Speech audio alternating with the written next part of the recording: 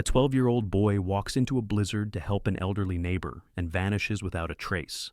45 years later, hikers stumble upon a hidden storm shelter deep in the Colorado wilderness, and inside they find something that will finally answer the question that haunted an entire community for nearly half a century. What they discovered wasn't just evidence of where Tommy Hale went that frozen February night. It was a handwritten journal that documented his final days trapped underground with a dangerous stranger, a fugitive who had been running from the law, and the truth was far more chilling than anyone could have imagined. Before we carry on, please hit the subscribe button to make my day and let me know where you are watching from in the comments. The town of Ridgefield. Colorado sat nestled in the Rocky Mountain foothills, a community of just under 3,000 souls where everyone knew their neighbors and unlocked doors were more common than locked ones. In early 1978, the winter had been particularly brutal, with temperatures dropping well below freezing and snow accumulating at rates that made even the old-timers shake their heads in disbelief. The Hale family had lived on Pinecrest Drive for 8 years, ever since Robert Hale had taken a job at the local timber mill, and his wife Catherine had opened a small bookshop on Main Street. Their son Tommy was everything a 12-year-old boy in rural Colorado should be: curious, adventurous, kind-hearted, and perhaps a bit too brave for his own good.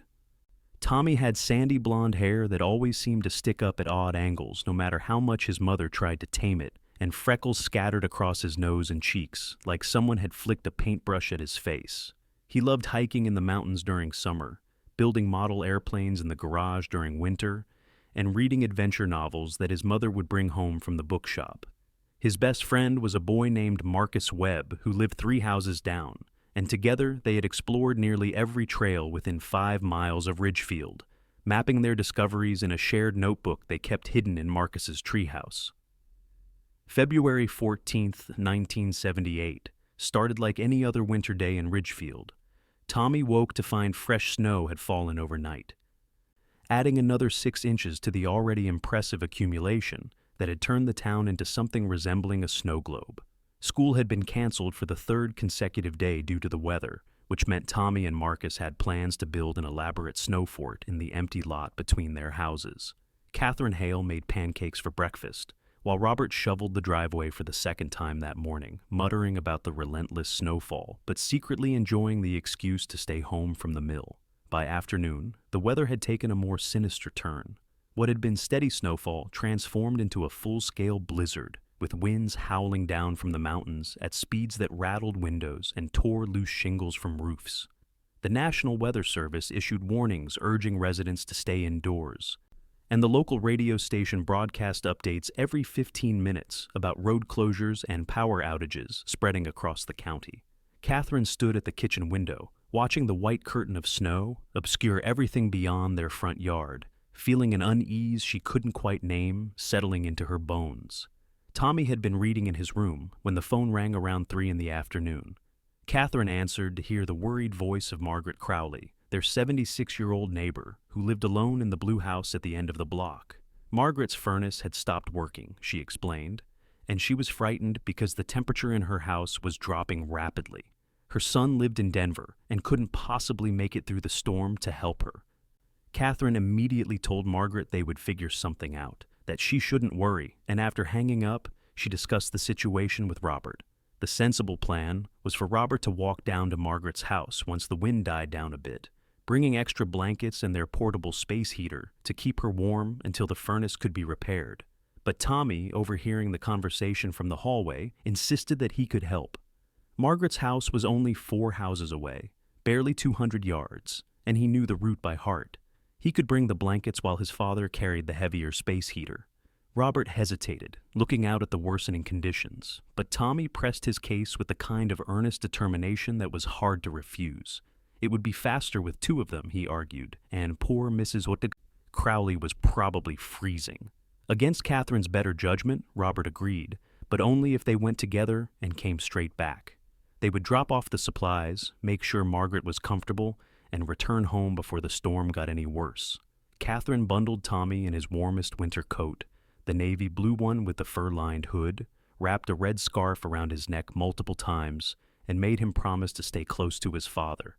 Tommy hugged her quickly, eager to get going, and she watched from the doorway as her husband and son stepped out into the driving snow, their figures becoming indistinct shadows within seconds. Robert carried the space heater, while Tommy clutched a canvas bag filled with blankets. The wind was ferocious, pushing against them like an invisible wall, and the snow stung any exposed skin like thousands of tiny needles. They leaned into the gale, heads down, following the barely visible outline of the sidewalk. When they reached the Peterson house, 2 doors down, Robert realized he had forgotten the extension cord they would need to plug in the heater. Without it, the space heater would be useless. He shouted to Tommy over the wind, explaining that he needed to go back for the cord and that Tommy should continue to Margaret's house and let her know they were bringing heat. Tommy nodded, his face partially obscured by his scarf and hood, and Robert watched him trudge forward before turning back toward home. It was a decision that Robert Hale would replay in his mind thousands of times over the following decades, wondering what would have happened if he had just taken Tommy with him. If he had told Margaret she would have to wait a few more minutes. If he had never agreed to let his son come along in the first place. But in that moment, with the wind screaming and snow blinding, it seemed like a reasonable choice. Margaret's house was visible from where they stood, a dark shape against the white chaos, and Tommy had walked that route hundreds of times. Tommy pushed forward, each step requiring effort as his boots sank into snow that was already knee-deep in places. The wind caught his hood and pulled it back, and he had to stop to readjust it, his fingers clumsy in his thick gloves. When he looked up again, trying to orient himself, he realized that the familiar landmarks had disappeared behind the curtain of white. The Peterson house behind him was gone, swallowed by the storm, and Margaret's house ahead was nowhere to be seen. Panic fluttered in his chest, but he pushed it down, remembering his father's lessons about staying calm in difficult situations. He decided to keep moving in what he thought was the right direction, counting his steps to estimate the distance. 100 steps should bring him to Margaret's front walk, maybe 120, with the snow slowing him down. But when he reached 130, then 150, there was still no sign of the house. The world had become a disorienting whiteout, with no up or down, no sense of direction, just endless snow falling from a sky that had merged seamlessly with the earth. Tommy's heart began to race as he realized he was lost, actually lost, in his own neighborhood, on a street he had walked 1,000 times. He turned around, thinking he would retrace his steps back to where his father had left him, but his footprints were already filled in by fresh snow, erased as quickly as he had made them. He called out, his voice snatched away by the wind before it could travel more than a few feet. The cold was starting to penetrate his layers, despite his warm clothing, and his face felt numb where the scarf had slipped. Fighting down fear, Tommy tried to think logically. If he kept walking in a straight line, he would eventually hit something, a house, a fence, a road. But which direction was straight? The wind buffeted him from all angles, and he had already turned around multiple times. He picked what he hoped was a direction and started walking again, his hands stretched out in front of him, groping for anything solid. After what felt like an eternity but was probably only 10 minutes, his foot hit something hard hidden beneath the snow. He stumbled and fell forward, landing hard on his knees. Brushing away snow with his gloved hands, he discovered he had tripped over a raised concrete edge, some kind of foundation or platform. Following it with his hands, he traced what felt like steps leading downward. Hope surged through him. Maybe this was a basement entrance to one of the houses. Maybe he could take shelter and wait for the storm to ease. The steps led down to a metal door set into a concrete wall. Tommy grabbed the handle and pulled, expecting it to be locked. But to his surprise, it swung open with a metallic groan. Beyond was darkness, but it was shelter from the wind and snow, and right now, that was all that mattered. He stumbled inside, pulling the door shut behind him, and stood in the sudden silence, catching his breath. The contrast was startling, from chaos to stillness in the space of a heartbeat. As his eyes adjusted to the darkness, Tommy could make out that he was in some kind of underground room, a storm shelter or root cellar perhaps. Faint light filtered through cracks around the door, enough for him to see the basic shape of the space. It was roughly 15 feet square with concrete walls and a low ceiling. Empty except for some old wooden crates stacked against one wall and what looked like a sleeping bag spread out on the floor in the corner. A sleeping bag. Tommy's mind registered this detail slowly. Someone had been here recently. This wasn't an abandoned shelter.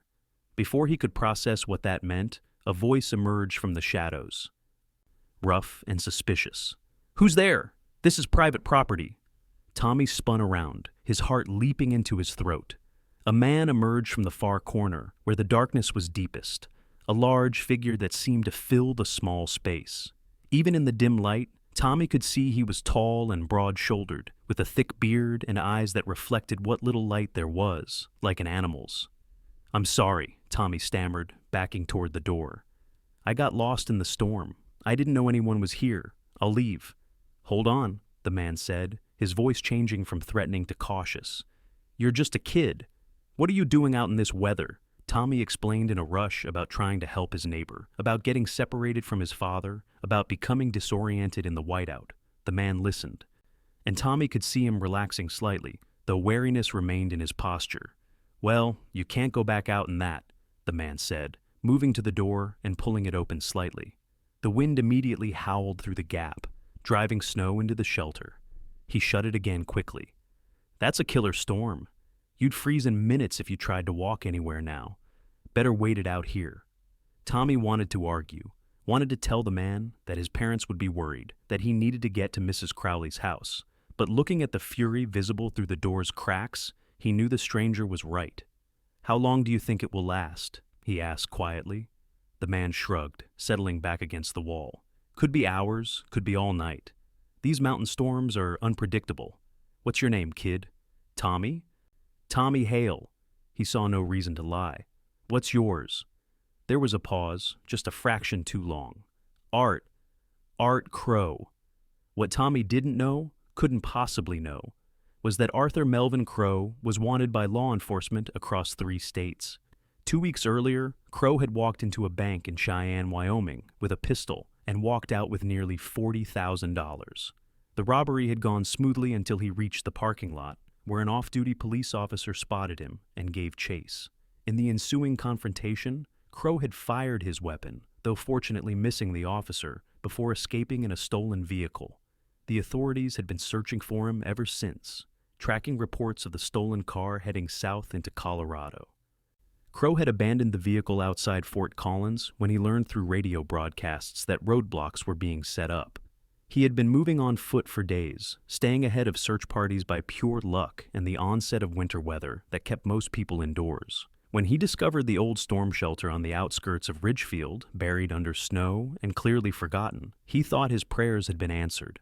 It was the perfect hiding spot, off the grid, protected from the elements, unlikely to be stumbled upon. He had broken the padlock on the door and moved in with his duffel bag containing the stolen money, some supplies purchased with cash from a gas station, and his pistol. Now, a lost boy had literally fallen into his hideout, and Crowe was faced with a situation he hadn't anticipated. His first instinct was to ensure the kid couldn't reveal his location, but looking at Tommy's frightened face and snow-covered clothing, he felt an uncomfortable twinge of something that might have been conscience. The boy was genuinely lost and in danger from the storm. Crowe might be a bank robber, but he wasn't a monster. At least, that's what he told himself. "All right, Tommy," Crowe said, his voice taking on a forced friendliness. "Since we're going to be shelter mates for a bit, might as well make the best of it. You cold?" Tommy nodded, still standing near the door, uncertain whether to trust this stranger. Crowe dug into his duffel bag and pulled out a wool blanket. "Here, wrap up in this. I've got a camp stove. I can heat up some soup if you're hungry." The offer of warmth and food was too tempting to refuse.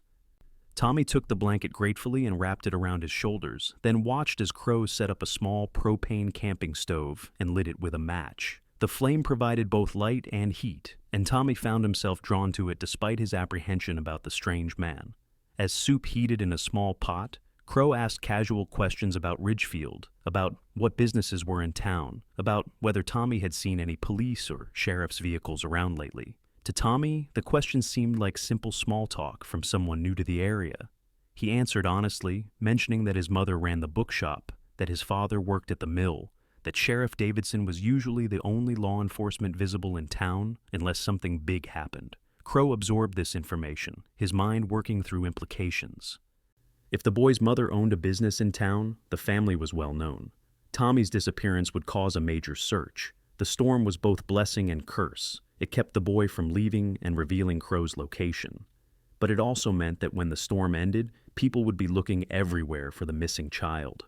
Crowe needed to think this through carefully. They ate the soup in relative silence. Tommy too cold and tired to talk much. Crowe too preoccupied with his predicament. The wind continued to howl outside, and occasionally they could hear the groan and crack of tree branches breaking under the weight of ice and snow. The storm was intensifying rather than diminishing. "Do you think my parents know where I am?" Tommy asked suddenly, his voice small. Crowe looked at the boy and saw real fear there.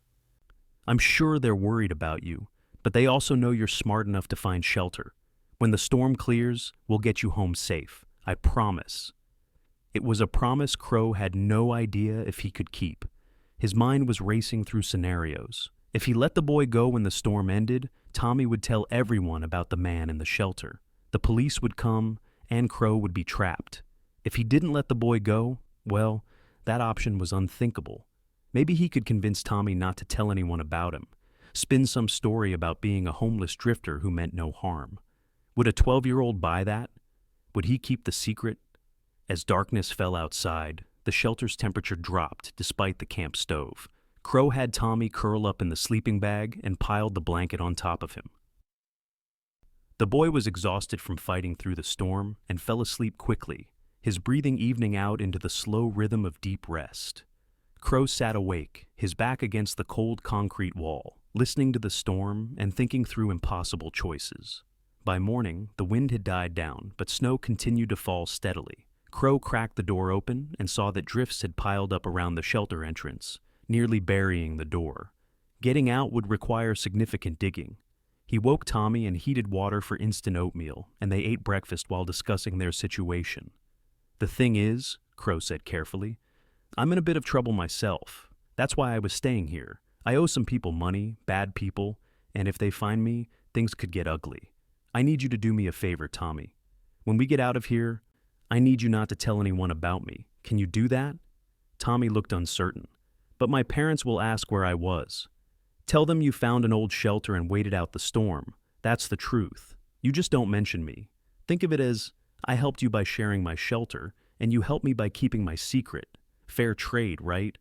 Tommy didn't answer right away. His parents had always taught him to be honest, but this man had been kind to him, had shared food and warmth. "What kind of trouble are you in?" he asked. Crowe hesitated. He couldn't tell the boy about the robbery, about the gun, about the police manhunt. "Money troubles," he said vaguely. "Bad investments. The kind of thing that ruins lives if you can't get clear of it. I'm trying to start over, but I need time to figure things out." "Can you understand that?" Tommy nodded slowly. He didn't fully understand, but the explanation sounded reasonable to his 12-year-old mind. "Okay, I won't tell anyone. You're a good kid, Tommy." They spent the rest of that day in the shelter as the storm continued. Crowe had brought a deck of cards, and they played gin rummy to pass the time. Tommy talked about school, about his friend Marcus, about the model airplane he was building. Crowe found himself actually enjoying the conversation, almost forgetting the dangerous situation they were both in. The boy reminded him of his own nephew, a kid he used to take fishing before everything went wrong in his life. By the second night, the storm finally began to subside. The snowfall decreased to flurries, and the wind became merely cold air moving through the trees rather than a howling demon. Crowe knew they needed to make a move soon. The longer Tommy was missing, the bigger the search would become. They needed to get the boy home before the entire state mobilized to find him. But when Crowe tried to open the shelter door on the morning of the third day, he discovered a new problem. The door, which opened inward, was completely blocked by snow.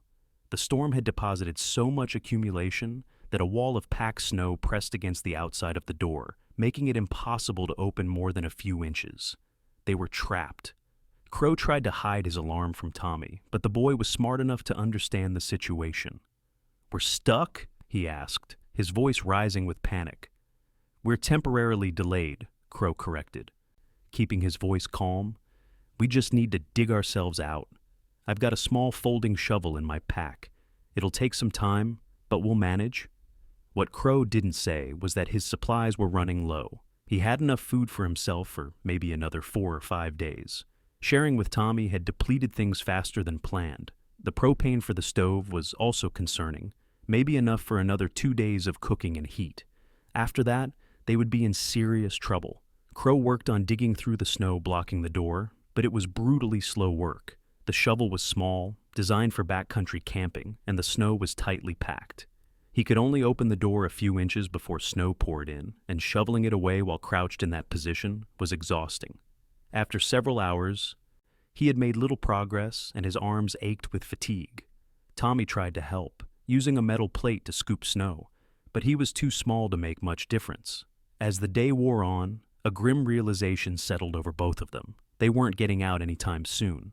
That night, Crowe rationed their food carefully, heating a single can of beans to split between them. Tommy was quiet, and Crowe could see the fear growing in the boy's eyes. "Hey," he said gently. "Don't worry, people know storms like this. They'll understand why it took time to get back. Your folks are probably snowed in at home, too." But Tommy wasn't stupid. 3 days was a long time. "They'll be looking for me," he said quietly. "My dad will come looking." Crowe nodded. "Yeah, I bet he will. And when this snow settles enough, they'll find you. Probably tomorrow or the next day." Except Crowe knew that finding this particular shelter was unlikely. It was well off any beaten path, covered by snow, and had been forgotten even before the storm. The door was flush with the ground when closed, nearly invisible under snow cover, unless someone literally tripped over it as Tommy had, or knew exactly where to look. They could search for weeks and never find it. On the 4th day, Crowe made a difficult decision. He needed to leave the shelter and try to find help, or at least find more supplies. Tommy couldn't make the journey through deep snow, and Crowe couldn't take the boy with him anyway because it would mean Tommy would see where the shelter was located and could lead people back. He told Tommy he was going to dig his way out and scout the area, see if he could find a farmhouse or road where he could get help. What Crowe actually planned was to abandon the shelter entirely, leave Tommy behind with what little food remained, and disappear before the authorities closed in. He convinced himself the boy would be found eventually, that leaving him was actually merciful compared to staying and risking both their lives as supplies ran out. It was pure rationalization, but Crowe's survival instincts had kicked in. He worked for hours digging through the snow at the door, finally creating a tunnel large enough to squeeze through. On the other side, he found himself in a landscape transformed by the blizzard. Snow was piled in drifts higher than his head in places, and even where it was shallower, it came up past his knees. The world was utterly white and still, beautiful and deadly. Crowe looked back at the hole leading down to the shelter, at Tommy's worried face peering up at him. "I'll be back as soon as I can," he promised. "Keep the door closed to preserve heat. I'll knock 3 times when I return, so you know it's me." He pulled the door shut from the outside and immediately felt the weight of his decision. He was abandoning a child in a hole in the ground with limited food and heat. But what choice did he have? If he stayed, they would both eventually die as supplies ran out. This way, Tommy had a chance. Search parties would be looking. Someone would find him. That's what Crowe told himself as he trudged away through the snow, following what he thought was the direction of the main road. What Crowe didn't account for was the severity of his own situation. He was not dressed for extended exposure to deep snow and sub-zero temperatures. His boots weren't insulated enough. His coat was decent, but not designed for survival conditions. Within an hour of leaving the shelter, he was shivering uncontrollably. Within 2 hours, his feet had lost feeling, and his thinking had become muddled. He had brought the duffel bag with the stolen money, unwilling to leave it behind, and its weight made the journey even more exhausting. Crowe never made it to help. 3 days later, a county snowplow operator would find his body half buried in a drift, approximately 2 miles from the shelter, frozen solid with the duffel bag still clutched in his arms. The discovery of the body and the stolen money inside would confirm the fugitive's death. But there would be nothing to connect him to a missing boy from Ridgefield because no one knew about the shelter. Back in Ridgefield, the Hale family was living through a nightmare. When Robert had returned home with the extension cord and found Tommy hadn't arrived, he immediately went to Margaret's house, thinking maybe his son had waited there out of the storm. Margaret hadn't seen Tommy. Robert had then run through the blizzard, knocking on every door between his house and Margaret's, searching yards and alleys, calling Tommy's name until his voice was hoarse. By evening of the first day, with the storm still raging, Sheriff Davidson had organized what volunteers he could mobilize. They searched in teams, connected by ropes to avoid getting lost themselves, covering every street in town. They found nothing. Catherine Hale sat by the front window all night, refusing to sleep, watching the storm and praying for a miracle. When the storm finally broke after 3 days, search parties expanded their efforts. Dogs were brought in, tracking through the snow. Volunteers came from neighboring towns. Helicopters scanned from above once weather permitted. They searched barns, sheds, culverts, anywhere a child might have taken shelter. The entire community mobilized with a single purpose: to find Tommy Hale. But they never did. Weeks passed, then months. The snow melted with spring, and searches resumed in areas that had been inaccessible during winter. Nothing. Tommy had simply vanished as if he had never existed. The only trace was his footprints, found leading away from where Robert had last seen him, visible in photos taken the day after the storm. The prints went about 30 yards before disappearing into an area of heavy drift. After that, nothing. Catherine Hale never fully recovered from the loss. Her bookshop remained open, but she was a shadow of her former self, going through motions of living without really being present. Robert threw himself into work, spending extra hours at the mill because being home meant confronting the empty bedroom and the unanswerable questions. Their marriage survived, but it was a survival marked by shared grief rather than shared joy. The case went cold. Sheriff Davidson retired in 1986, and his successor reviewed the file but had no new leads to pursue. By the 1990s, Tommy Hale was just another missing child statistic, a name in a database, a face on an aged poster that occasionally appeared in true crime documentaries about unsolved disappearances. Decades passed.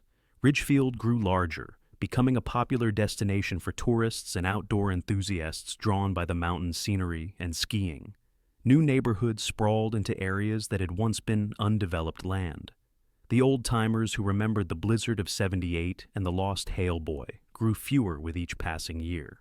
Catherine Hale passed away in 2015, her death certificate listing heart failure, but everyone who knew her understood that she had really died of a broken heart sustained over 37 years. Robert followed her in 2019, and at his funeral, the few remaining people who had been part of the original search party quietly toasted the memory of Tommy, wondering if the man had finally gotten answers in whatever came after this life. In June of 2023, a group of 3 hikers, college students on summer break, decided to explore a section of wilderness on the outskirts of Ridgefield that had been recently opened to public access by the Forest Service. The land had been privately owned for decades by a family who kept it closed, but after the last heir died without children, it had been sold to the government and incorporated into the National Forest holdings. The students, Ashley Chen, Michael Rodriguez, and Kimberly Vance, were experienced hikers but relatively new to the area. They had chosen a route that took them through old-growth forest and along a ridge that promised spectacular views. In the early afternoon, as they were traversing a section of woods where the trees grew thick enough to block out much of the sunlight, Ashley tripped over something hidden beneath decades of accumulated pine needles and forest debris. "What the hell?" she muttered, brushing away needles to reveal a concrete edge. The 3 students knelt down and began clearing the area, curiosity overcoming any sense of caution. Within 15 minutes, they had exposed a concrete platform with steps leading downward to a metal door set into a concrete frame. The door was partially ajar, rust having eaten through the hinges long ago. "It's like a bomb shelter or something," Michael said, pulling out his phone to use its flashlight. "Should we check it out?" "Probably not," Kimberly said sensibly. "Could be structurally unsound. Could be full of toxic mold or chemicals." But Ashley was already descending the steps, her own phone light illuminating the darkness below. "Come on, don't you want to see what's down here? How often do you find something like this?" Against their better judgment, the other 2 followed. The shelter's interior was exactly as Tommy and Crowe had left it 45 years earlier, preserved by the underground location and sealed door. There was the sleeping bag, now rotted and covered in mildew, the camp stove, rusted but still recognizable, empty food cans scattered about, and in the corner, barely visible in the flashlight beams, what looked like human remains. The students immediately backed out and called 911. Within an hour, Sheriff Marcus Webb, yes, the same Marcus who had been Tommy's best friend, arrived with deputies and the county coroner. Marcus was 57 now, had been sheriff for 12 years, and had never forgotten his childhood friend who vanished in the blizzard. He had reviewed Tommy's case file 100 times over the years, hoping that new forensic techniques or fresh perspective might yield something previous investigators had missed. The remains were carefully extracted and identified through dental records as belonging to Tommy Hale. The forensic analysis revealed he had died of hypothermia and dehydration approximately 5 to 7 days after entering the shelter. But the real breakthrough came from something else found in the shelter: a small spiral notebook tucked into the sleeping bag. Its pages brittle, but still legible. Tommy had kept a journal. The entries began on day 4, after Crowe had left. Tommy's handwriting was shaky at first, maybe from cold or fear, but it grew steadier as he wrote, as if the act of recording his situation gave him some measure of control over it. Day 4, the first entry read: Art left this morning to get help. He said he would be back soon. I believe him. He has been kind to me. I am trying to conserve the food he left. There are 2 cans of soup and some crackers. The propane tank for the stove is low. I am cold, but the sleeping bag helps. The entries continued day by day, Tommy's voice clear and heartbreaking on the yellowed pages. Day 5.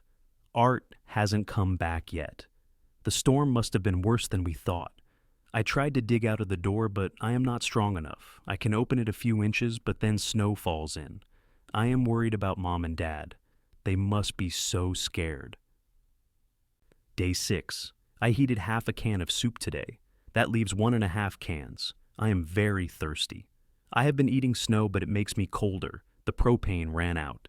I cannot use the stove anymore. I found some candles in Art's bag and matches. I lit one to keep warm and to write by. Art told me about his nephew who likes to fish. He seemed sad when he talked about him. I wonder if Art is okay. Maybe he got lost in the snow. Day 7. I think it has been a week, but I am not sure. I ate the last of the food today. I am so cold. I tried yelling for help, but my voice does not carry far, and I do not think anyone can hear me underground. I wrote a note and put it in my coat pocket in case someone finds me. I want Mom and Dad to know that I love them, and I'm sorry I got lost. I was trying to help Mrs. Crowley.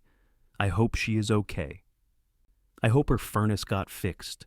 The final entry was brief and written in letters that sprawled across the page as if Tommy's hand had been struggling to hold the pencil. Day 8. I think I am very tired, cold all the time, hard to stay awake. I keep thinking about summer and hiking with Marcus. We were going to explore Clear Creek Canyon this year. Tell him I am sorry we will not get to do that. Tell Mom that I love her books and I love her. Tell Dad I tried to be brave like he taught me.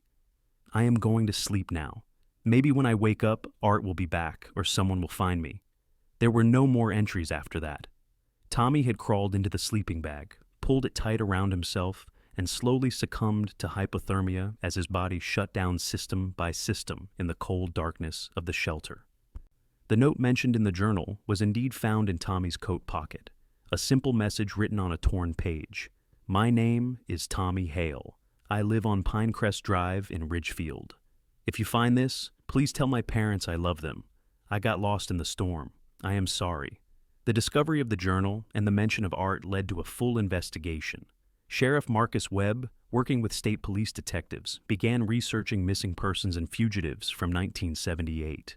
The name Art Crowe wasn't in any local records, but when they expanded the search to regional databases, they found Arthur Melvin Crowe, wanted for bank robbery and assault, whose frozen body had been found in February of '78, just 20 miles from Ridgefield. The pieces came together like a tragic puzzle. Crowe had been hiding in the shelter when Tommy stumbled in during the blizzard. The fugitive had shown unexpected compassion by sharing his supplies and keeping the boy safe. But when those supplies dwindled and the situation became desperate, he had made the fatal choice to abandon Tommy and try to escape. His own death in the snow had ensured that no one knew about the boy trapped underground. The stolen money that had been found with Crowe's body was matched to the Cheyenne bank robbery, confirming his identity and his crimes. Investigators theorized that if Crowe had lived, he might have eventually sent someone to rescue Tommy, or he might have simply fled the state and left the boy to his fate. There was no way to know. The man's last journal entry, found in his belongings, mentioned feeling guilty about the kid, but prioritizing his own survival. The story made national news when the details were released in September of 2023. Cold case solved after 45 years. Missing Boy's Journal reveals final days trapped with fugitive. The media descended on Ridgefield, interviewing anyone who had known Tommy or been part of the original search. Marcus Webb gave multiple press conferences, fighting to keep his emotions in check as he discussed his childhood friend. The most poignant interview was with Tommy's aunt, Sarah Hale, Robert's younger sister who now lived in California. She was the last living close relative. "My brother never stopped looking," she said, tears streaming down her face. Every year on Tommy's birthday and on the anniversary of his disappearance, Robert would drive around the area where Tommy was last seen, just driving and looking, hoping for something, anything. If only they had found that shelter back then. If only someone had known it existed. That baby was so close, just a couple miles from town, but he might as well have been on the moon. The shelter was thoroughly documented and then sealed as a gravesite. A memorial was erected nearby, a simple stone marker with Tommy's name, dates, and an inscription. He walked into the storm to help a neighbor. His courage and kindness are remembered. The discovery brought closure to a case that had haunted Ridgefield for nearly half a century. But it also raised painful questions about chance and fate.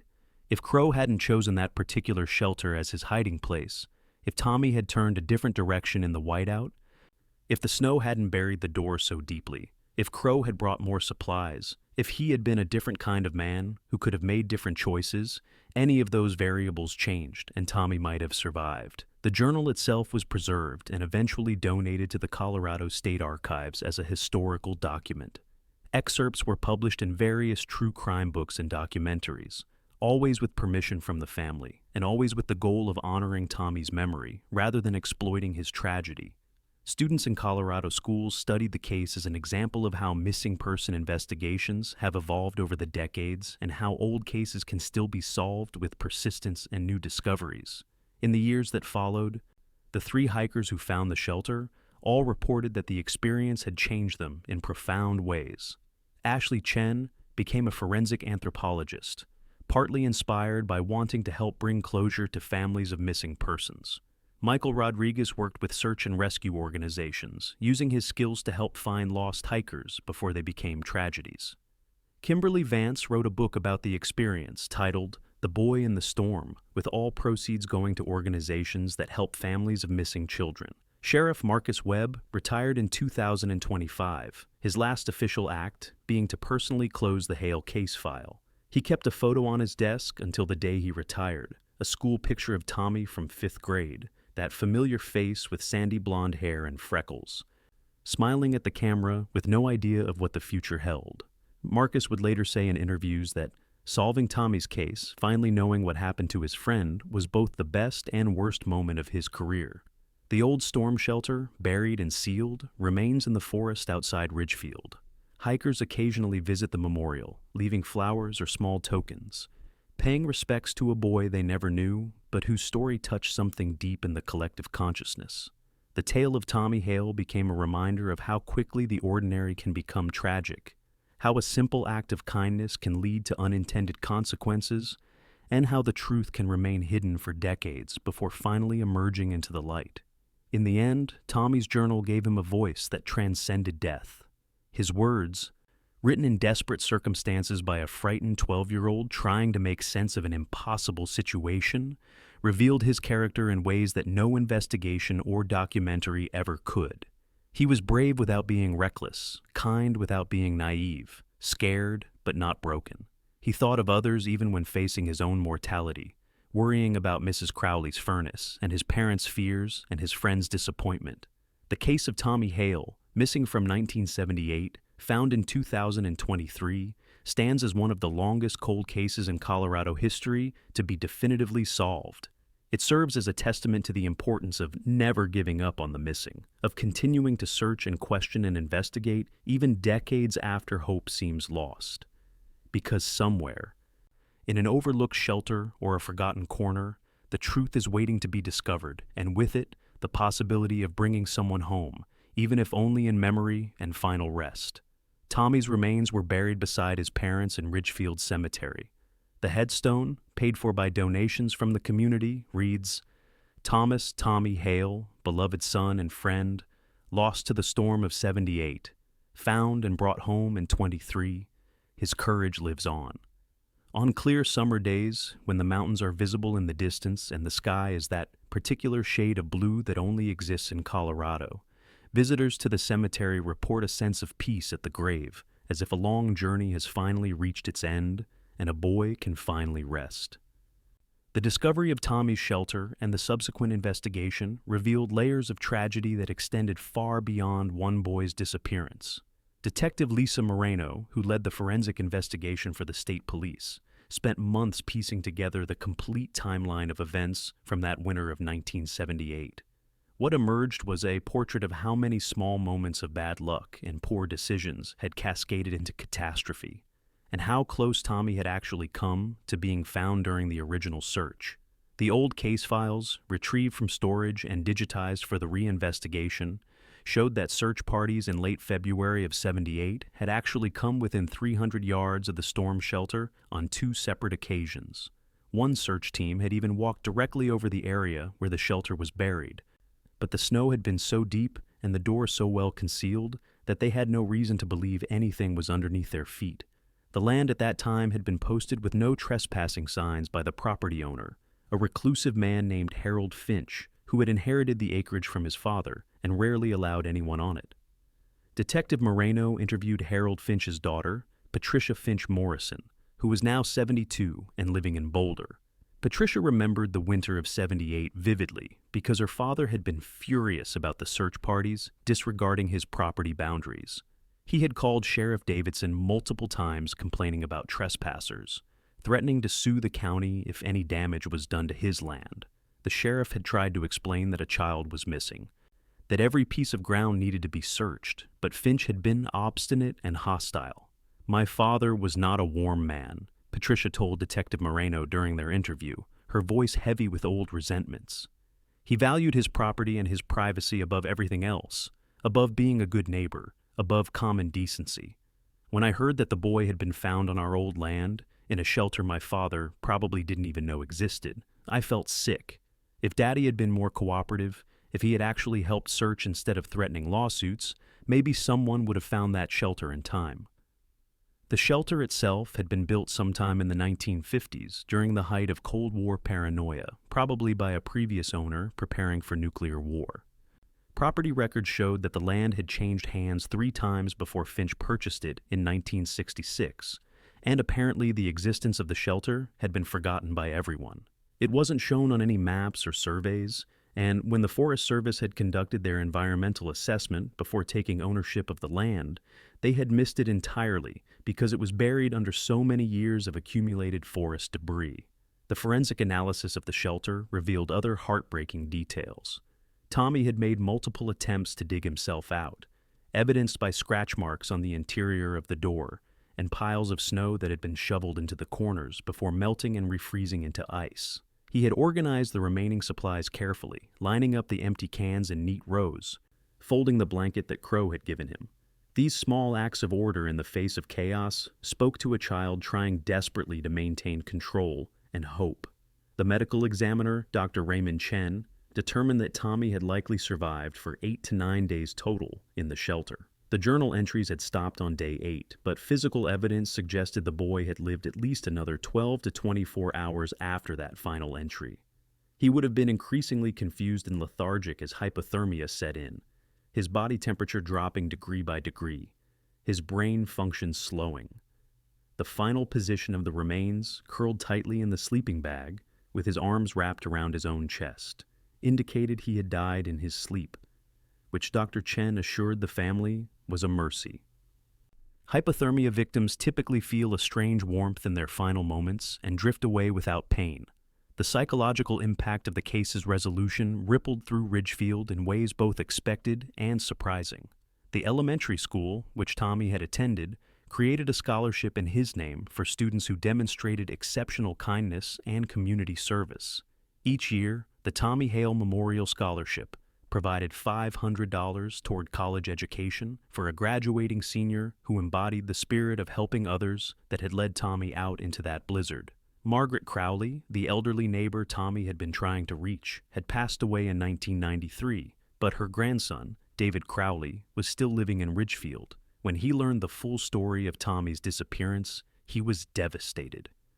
"My grandmother carried guilt about that boy for the rest of her life," David said in an interview with the Ridgefield Gazette.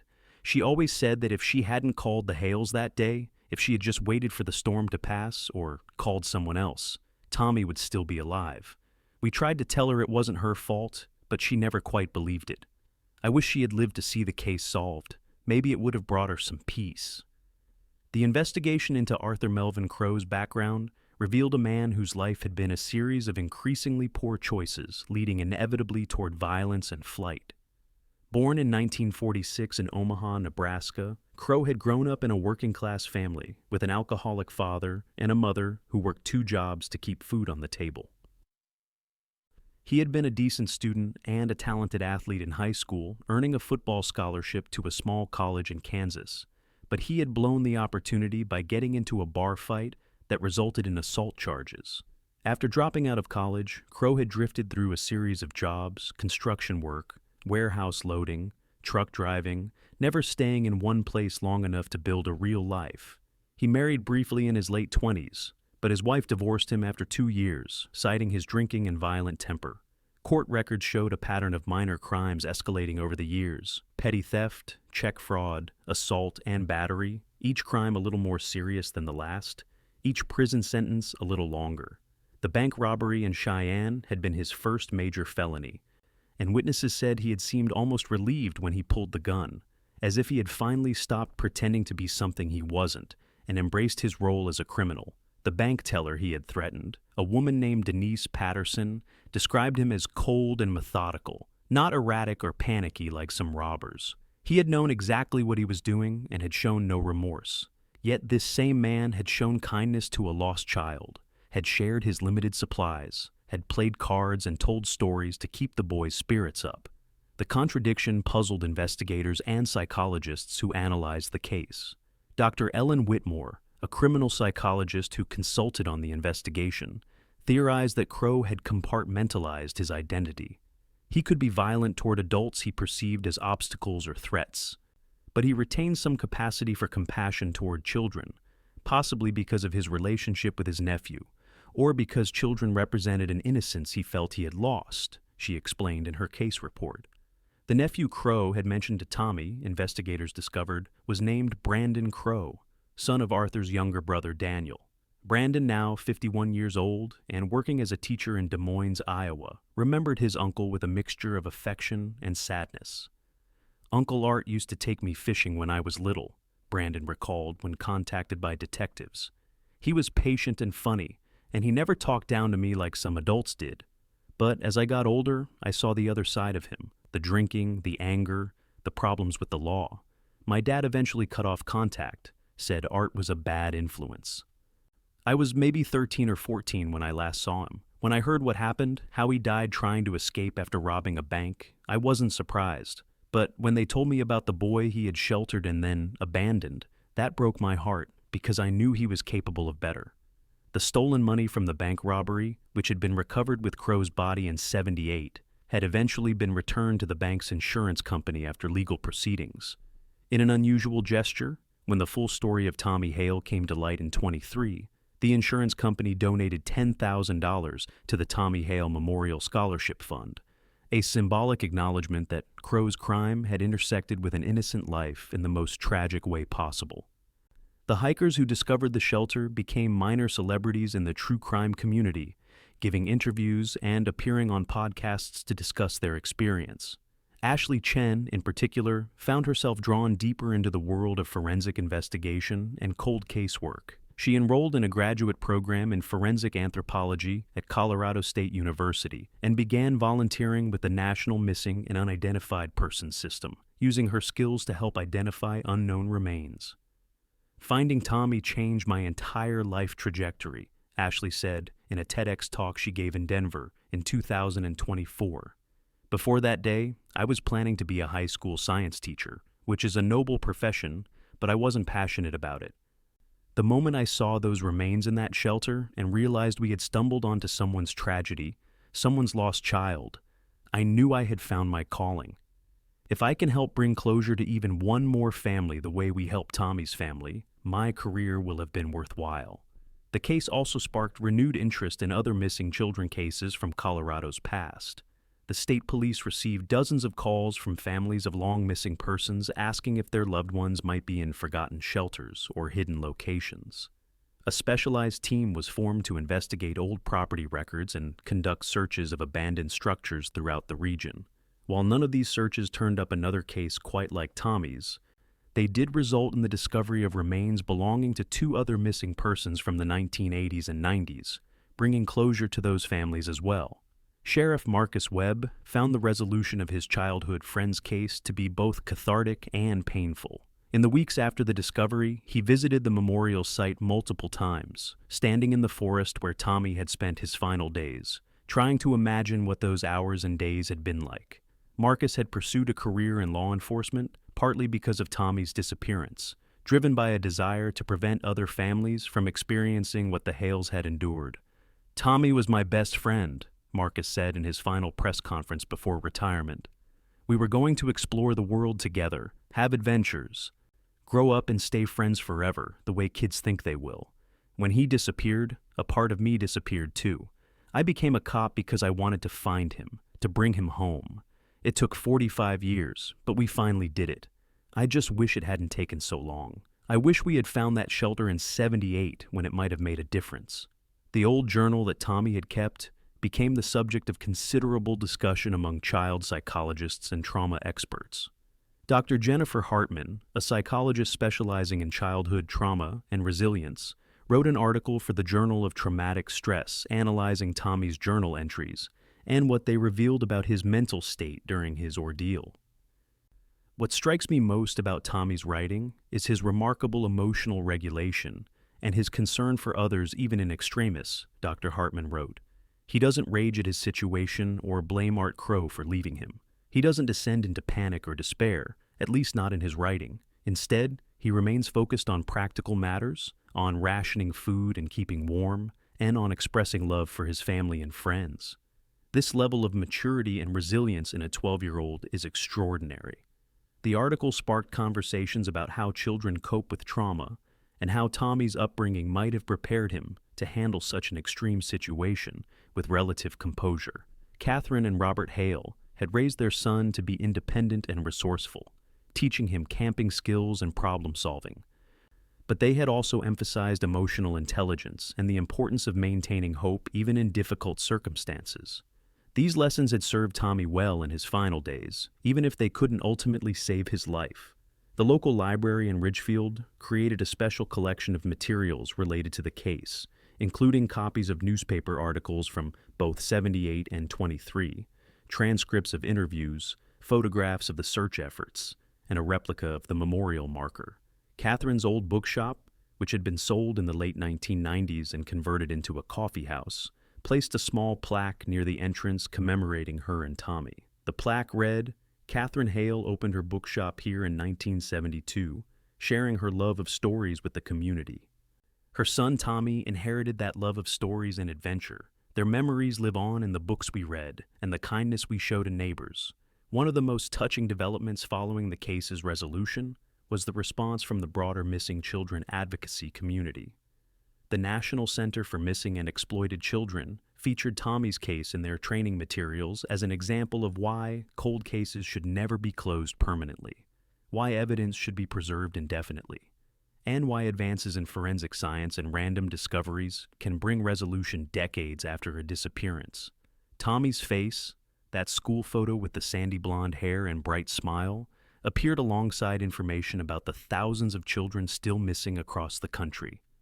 A reminder that each statistic represented a real person with a story.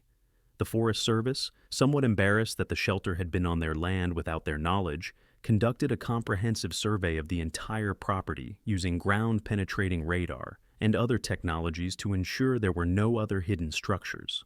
They found 3 additional old shelters and root cellars, all empty and long abandoned, which they properly documented and secured. The discovery process became a training opportunity for new rangers on the importance of thorough property assessment and understanding the history of land under their management. In the years following the resolution, several documentaries and true crime shows featured Tommy's case, each approaching the story from a different angle. One focused on the forensic investigation and how advances in technology helped solve the case. Another examined the psychology of Arthur Melvin Crowe and what drove him to both help and abandon the boy. A third explored the impact on Ridgefield and how a small community copes with tragedy and ultimate closure after 45 years. The most acclaimed of these documentaries, titled 8 Days in the Dark, premiered at the Sundance Film Festival in 2025 and later aired on a major streaming service. The filmmakers had gained access to Tommy's journal and were able to use it as the narrative spine of their film, with an actor's voice reading the entries over reenactments and interviews with people involved in both the original case and its resolution. The documentary won several awards and brought national attention to the broader issues of missing children, cold case investigations, and the importance of community vigilance. Robert Hale's younger brother, William, who had been living in Oregon during the events of '78 and had returned to Colorado for the searches, found himself grappling with survivors' guilt after Tommy's remains were found. William had always wondered if he had done enough during those frantic weeks of searching, if there was something he had missed or somewhere he hadn't looked. Learning that Tommy had been so close, buried in a shelter just miles from town, amplified those feelings. "I walked over that ground," William said in an interview, his voice breaking. "I was part of the search parties that covered that area. I might have been standing right on top of where he was and never knew it. That's a hard thing to live with, even though I know rationally that there was no way to know the shelter was there. My brother Robert carried that same guilt for the rest of his life, wondering if he had made different choices that day. But the truth is, none of us could have predicted what would happen. The storm, the fugitive, the hidden shelter. It was a perfect storm of bad circumstances, and Tommy was caught in the middle of it. The case also raised questions about property rights versus public safety. Legal scholars debated whether Harold Finch's refusal to cooperate with searchers in '78 constituted criminal negligence or obstruction of justice.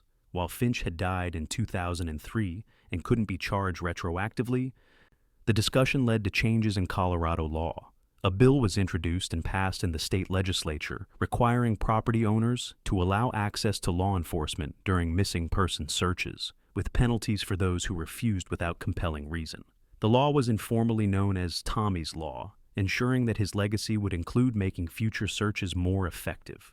The old blizzard of '78 itself became the subject of renewed meteorological interest. Climate scientists analyzing historical weather data noted that the storm had been an unusually severe example of a phenomenon called a Colorado low, where cold Arctic air collides with moist Pacific air over the Rocky Mountains, creating intense snowfall and dangerous wind conditions. The storm had dropped nearly 6 feet of snow in some areas over the course of 3 days, with drifts reaching 15 to 20 feet in exposed locations. Meteorologist Dr. Patricia Saunders wrote a paper on the event, placing it in the context of extreme weather events and climate change, using Tommy's story as a human illustration of why weather preparedness and emergency response systems are so critical. The question of whether Arthur Melvin Crowe could have saved Tommy if he had made different choices haunted many who studied the case. Some argued that Crowe's decision to leave was understandable, even if tragic, given that staying would have resulted in both of their deaths once supplies ran out. Others maintained that Crowe had a moral obligation to seek help for the boy, even if it meant his own capture, and that his choice to prioritize his freedom over Tommy's life constituted a criminal act beyond his initial crimes. Legal experts who reviewed the case in hindsight concluded that if Crowe had survived and Tommy had died, Crowe could have been charged with negligent homicide or involuntary manslaughter based on his duty of care once he chose to shelter the boy. The fact that he abandoned Tommy, knowing the child couldn't escape on his own, would have been seen as reckless disregard for human life. But, with Crowe dead, these legal questions remained purely theoretical, exercises in ethics rather than actual prosecutions. Tommy's friend Marcus, beyond his role as sheriff, became an advocate for improved search and rescue protocols. He worked with the state's emergency management agency to develop better systems for coordinating searches in extreme weather conditions, including requirements for cataloging all potential shelter locations in an area, whether documented or not. He pushed for funding to provide search teams with ground-penetrating radar and other technologies that might have detected the underground shelter in '78. "We can't change what happened to Tommy," Marcus told a state legislative committee when advocating for increased search and rescue funding. "But we can make damn sure that the next time a child goes missing, we have every possible tool and resource to find them quickly." Technology has advanced tremendously since 1978. We can use drones with thermal imaging, we can use satellite data, we can use sophisticated tracking systems.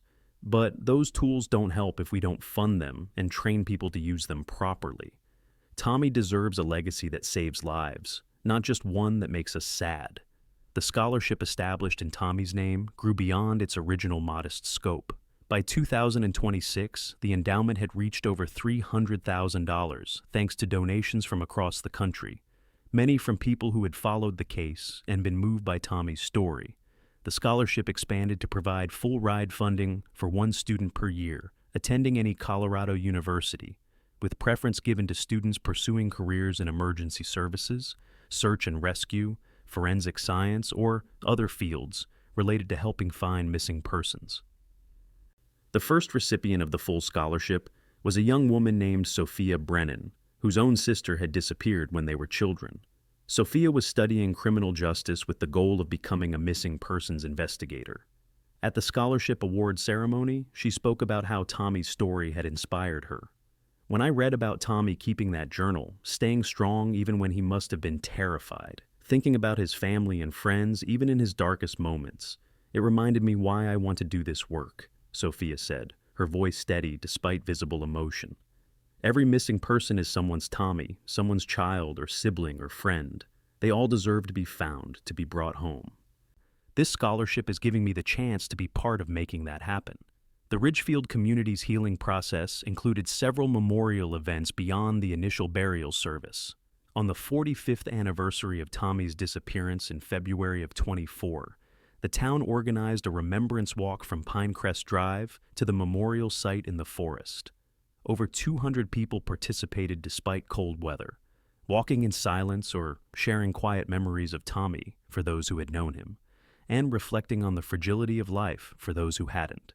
The local high school drama department, with permission from the Hale family, created a one-act play based on the events, though they carefully avoided sensationalizing the tragedy and instead focused on themes of community, hope, and perseverance.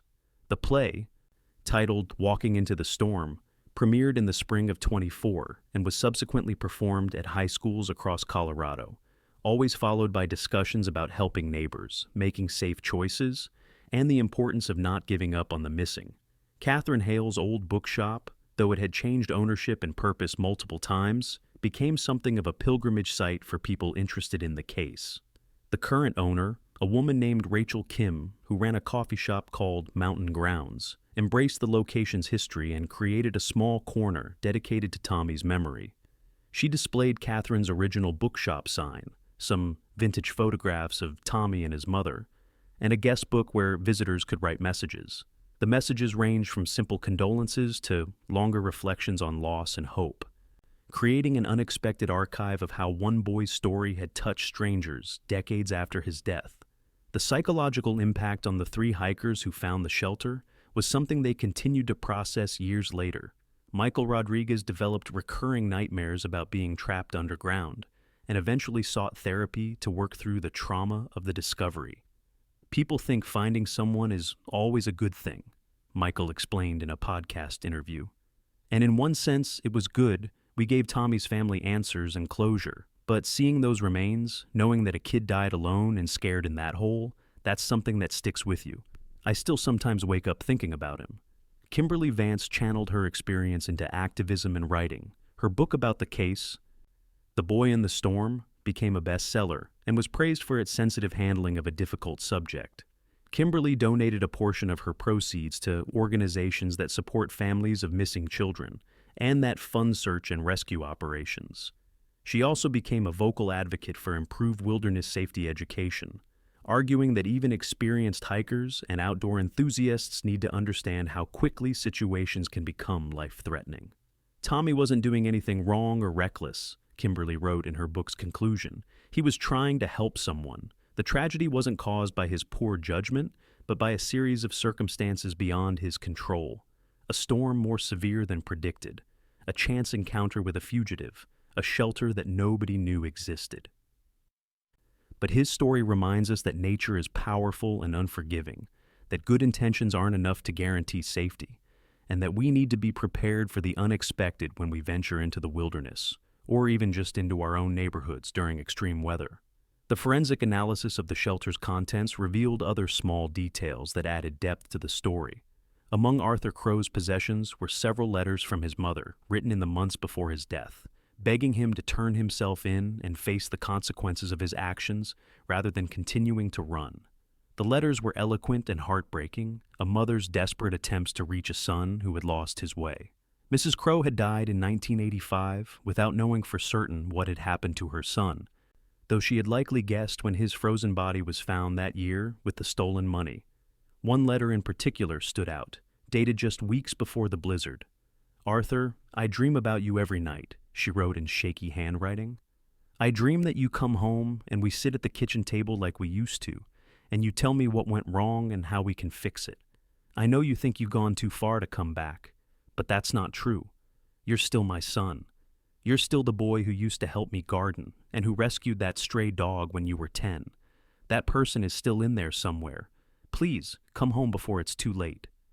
The letter had been folded and refolded so many times that it was falling apart along the creases, suggesting Crowe had read it repeatedly.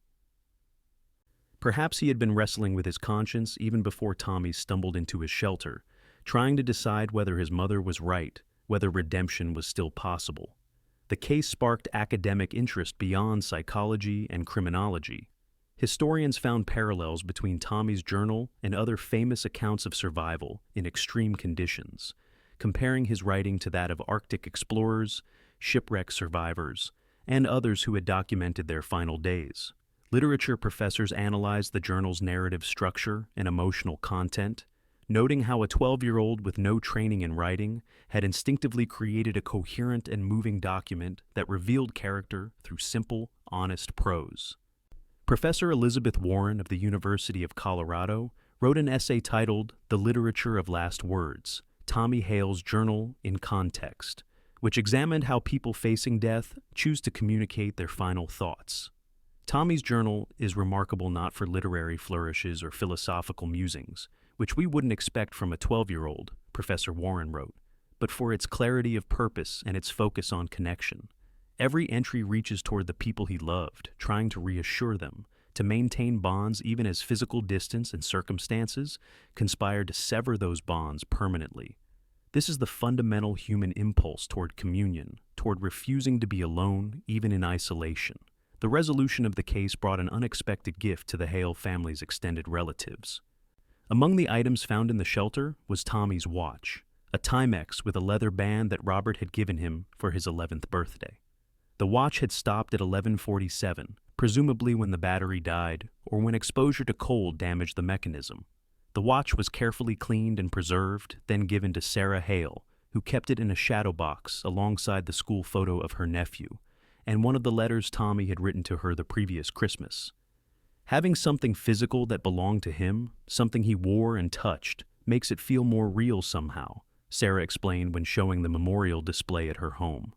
For 45 years, Tommy was just an absence, a gap in our family where a person should have been. Now I can look at his watch and his photo and his letter, and he's a presence again. He existed. He mattered. He still matters. The investigation also uncovered details about the day of the blizzard that hadn't been widely known. Interviews with other Ridgefield residents who had lived through that storm revealed that at least 5 other people had become temporarily lost or disoriented during the worst of the weather, though all of them had found their way to safety. Margaret Crowley's call for help had been one of dozens received by neighbors and emergency services that day, creating a situation where resources were stretched thin and response times were slow. One man, Gerald Foster, revealed that he had been walking to check on his own elderly father when he became disoriented just 3 blocks from his home. He had survived only because he stumbled into his neighbor's garage and waited there for several hours until the visibility improved. "I was 32 years old, strong and healthy, and I still got lost in my own neighborhood," Gerald said, his voice heavy with emotion. That poor kid didn't stand a chance once he got turned around. People don't understand how fast conditions can deteriorate in a blizzard like that. One minute, you can see where you're going. The next minute, you're surrounded by white and nothing looks familiar.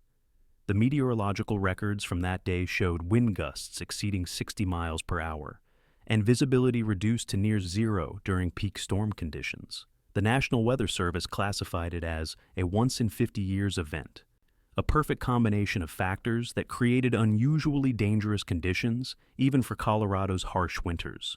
The records helped explain why even experienced adults had struggled with navigation that day, validating that Tommy's disorientation was not a result of poor judgment, but of overwhelming environmental conditions. One of the more controversial aspects of the case's aftermath was the question of Arthur Melvin Crowe's legacy. Some people, particularly those in the victims' rights community, argued that Crowe deserved no sympathy or understanding, regardless of his brief kindness to Tommy. He was a violent criminal who had endangered lives during his robbery and his flight from justice, and his decision to abandon a child negated any temporary humanity he had shown. Others, including some criminologists and social workers, saw Crowe's story as an example of how people are complex and contradictory, capable of both harmful and compassionate actions. They argued that understanding what drove Crowe to crime and what prompted his moments of decency could inform better approaches to criminal justice and rehabilitation. The debate played out in opinion columns, academic journals, and online forums, never reaching a clear consensus because the questions it raised were fundamentally about human nature and moral judgment. Brandon Crowe, Arthur's nephew, found himself in the uncomfortable position of defending his uncle's memory while acknowledging his crimes. "I'm not excusing what Uncle Art did," Brandon said in multiple interviews. "Robbing that bank, shooting at a police officer, leaving Tommy in that shelter, those were all terrible choices that hurt people. But I also know he wasn't born a criminal. He was shaped by circumstances, by his father's violence and his mother's absence because she had to work constantly, by opportunities that fell through and disappointments that built up. I think in that shelter with Tommy, he probably saw a version of himself, a kid trying to do the right thing, and for a few days he remembered what it felt like to be a decent person. Then his fear and his survival instincts took over. It was a tragedy for everyone involved." The discovery of the journal prompted discussions among child development experts about how to prepare children for emergency situations without frightening them. Tommy's resourcefulness and emotional regulation had been impressive, but they had ultimately not been enough to save him. Experts emphasized the importance of teaching children to stay in place when lost, to make themselves visible, and to understand that adults will always search for them. They also stressed the need for better emergency communication systems, and for children to carry some form of identification with emergency contact information. Several schools in Colorado began implementing new safety protocols in the wake of the case, including requirements that students carry emergency cards with parent contact information and medical details, and expanded education about what to do if separated from adults during weather emergencies or other crises. The protocols were collectively known as the Hale Safety Initiative, ensuring that Tommy's name would be associated with protecting children rather than just with tragedy. The Forest Service memorial site became more elaborate over time as people continued to visit and leave tributes. By 2027, the simple stone marker had been supplemented with a covered information kiosk containing details about the case, safety information for hikers, and a registry book for visitors to sign. The site was maintained by volunteers from Ridgefield, who cleared snow in winter and cleaned up litter year-round, treating the maintenance as a form of continuing memorial to Tommy and a service to the community. One frequent visitor was Janet Morrison, who had been one of Tommy's teachers at Ridgefield Elementary. Mrs. Morrison, retired and in her 80s when the case was solved, made monthly trips to the memorial, despite her advanced age. "Tommy was in my 5th grade class," she told a reporter who encountered her at the site. "He was a sweet boy, always had his homework done, always tried to help other students who were struggling. When he disappeared, I felt like I lost one of my own children. I taught for 30 more years after that, and I never forgot him. None of us who knew him ever forgot. Coming here lets me feel close to him again. Lets me say the goodbye I never got to say. The case also had an impact on how missing person investigations are conducted nationally. The National Center for Missing and Exploited Children incorporated lessons from Tommy's case into their training programs for law enforcement, emphasizing the importance of searching underground spaces and hidden structures, of not making assumptions about where someone might or might not have gone, and of preserving evidence from cold cases because resolution might come decades later through unexpected means. The FBI's Behavioral Analysis Unit studied the dynamics between Tommy and Arthur Crowe, trying to understand how a fugitive and a child had coexisted in the shelter for several days. The analysis concluded that Crowe had likely experienced a form of cognitive dissonance, simultaneously seeing Tommy as both a threat to his freedom and as a responsibility to protect. This internal conflict had probably made his eventual decision to leave even more difficult, but ultimately his self-preservation instinct had won out. What's interesting is that Crowe didn't harm the boy, noted FBI Special Agent Robert Kellerman, who worked on the analysis. He could have killed Tommy to eliminate the threat of exposure, but instead he chose to share his resources and his shelter. He told Tommy a cover story about being in debt to bad people, which suggests he didn't want the boy to know he was a criminal. He was trying to maintain Tommy's trust and perhaps his own self-image as someone who wasn't completely bad. When he left, he probably told himself that Tommy would be found, that it wasn't really abandonment, it was self-deception, but it let him live with his choice, at least until the cold killed him too. The police officer who had been shot at during Crowe's escape from the bank robbery, a man named Vincent Calabrese, was tracked down by journalists after the full story came to light. Calabrese, long retired and living in Arizona, expressed mixed feelings about Crowe's fate and his connection to Tommy's tragedy.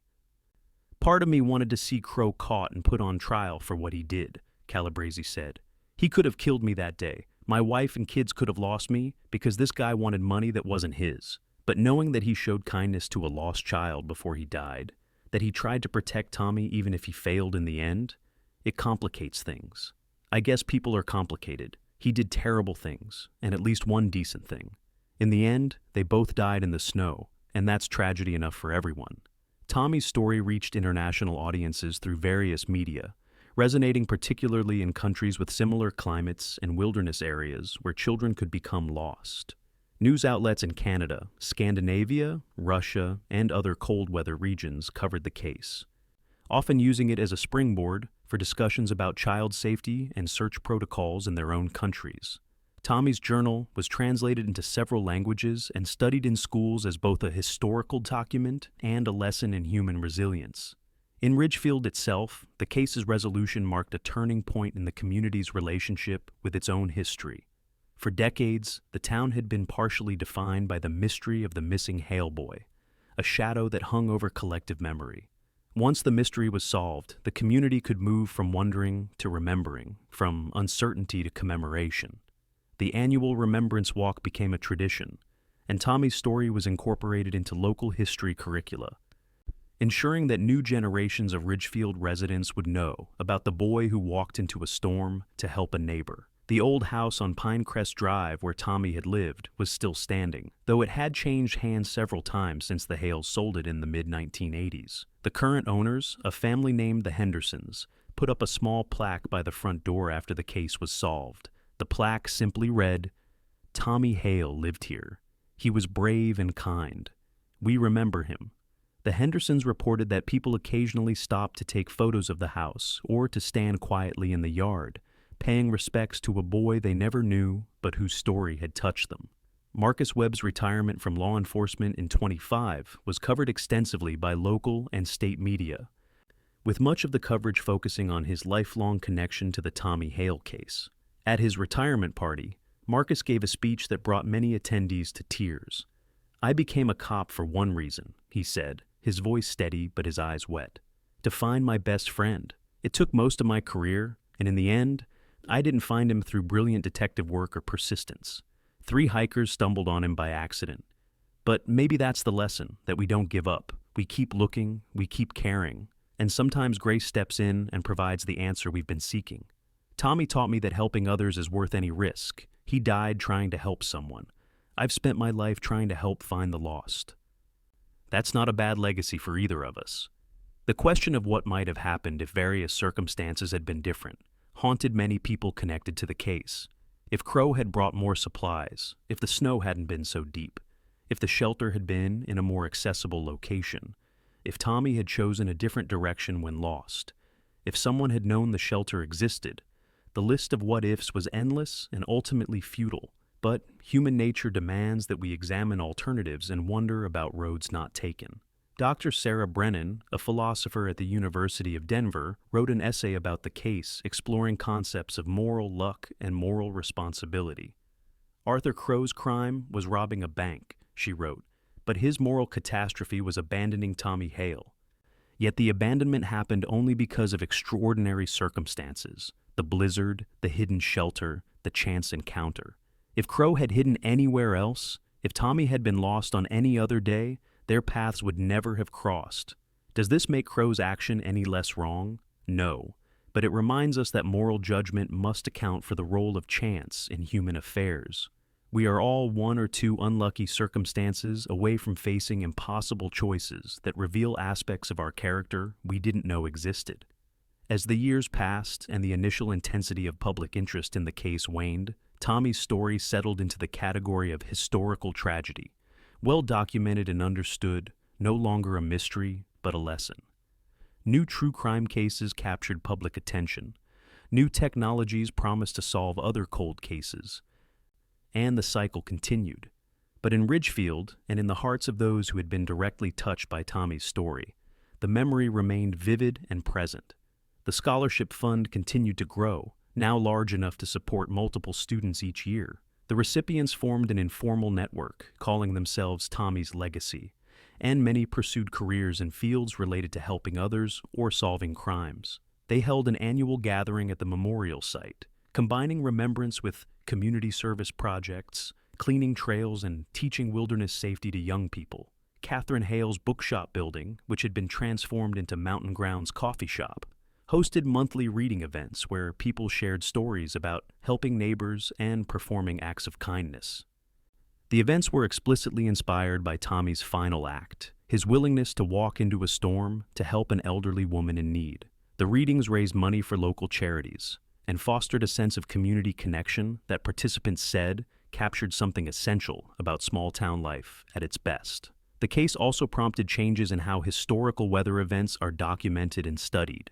Meteorologists recognized that severe weather could create situations where people became lost in familiar locations, and they worked to improve warning systems and public education about the dangers of disorientation during whiteout conditions. The blizzard of '78 became a case study in weather disaster response, analyzed in terms of what worked and what needed improvement in how communities prepared for and responded to extreme winter storms. Tommy's watch, displayed in Sarah Hale's home, became a powerful symbol for the family of time stopped and time continuing. The watch had frozen at 11:47 on some unknown day during Tommy's ordeal, marking a moment when his life was still unfolding, even if his time was running out. Sarah would sometimes hold the watch and think about all the moments Tommy had missed, all the experiences he would never have, graduations and first loves and careers and perhaps children of his own. But she also thought about how his brief life had touched so many people, had inspired kindness and dedication and changes that would affect thousands of others. In 12 years and 3 months, Tommy had made a mark that endured far beyond the years allotted to him, and that was a kind of victory against the tragedy that had claimed him. The final word on the case came perhaps from an unexpected source, a journal entry written by Ashley Chen 5 years after she discovered the shelter. Ashley had kept a personal journal since finding Tommy, using it to process her emotions and track her journey into forensic anthropology. In an entry dated June 15, 2028, she wrote, "Today I identified my 10th set of unknown remains, bringing closure to a family who had been searching for their father for 12 years. As I worked, I thought about Tommy. I thought about how finding him changed my life and set me on this path.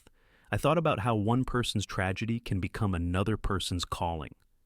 Tommy's story isn't just about a boy who died in a storm. It's about how we respond to loss, how we honor the dead by serving the living, how we transform grief into purpose. That's what I'm trying to do with my career, to make sure that other families don't spend 45 years wondering and waiting. Tommy waited alone in the dark for rescue that never came. I can't change that, but I can make sure that others who are lost are found more quickly, that the dead are identified and returned home, that families get the answers they need to begin healing.